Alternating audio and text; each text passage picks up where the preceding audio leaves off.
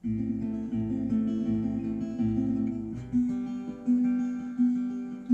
gates and doors were barred and all the windows fastened down. I spent the night in sleeplessness and rose at every sound, half in hopeless sorrow and half in fear the day would find the soldiers breaking through to drag us all away.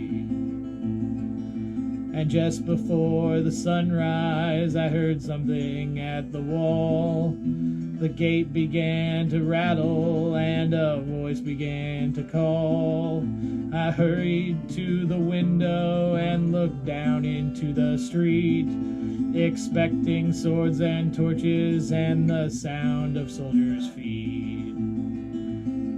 There was no one there but Mary, and so I went down to let her in.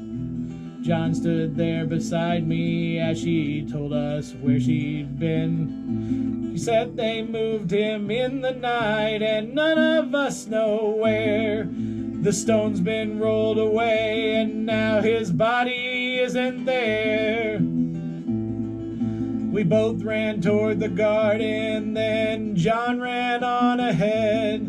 I found the stone in the empty tomb just the way that Mary said. But the winding sheet they wrapped him in was just an empty shell, and how or where they'd taken him was more than I could tell.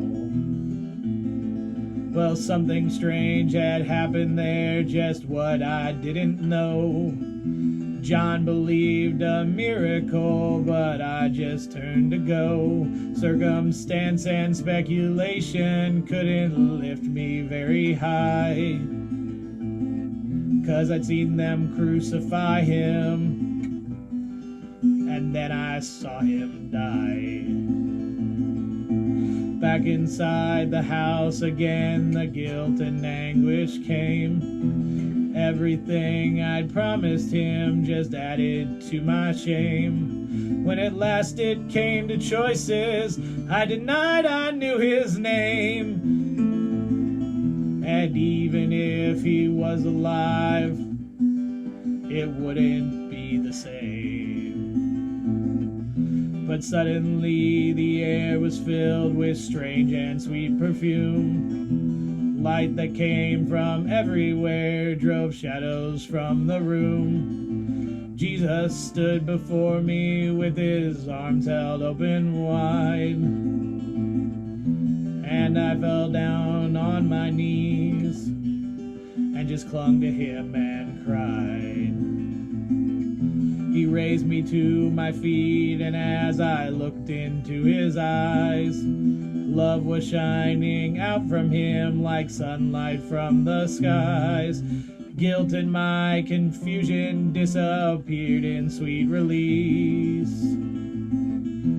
Every fear I'd ever had just melted into peace.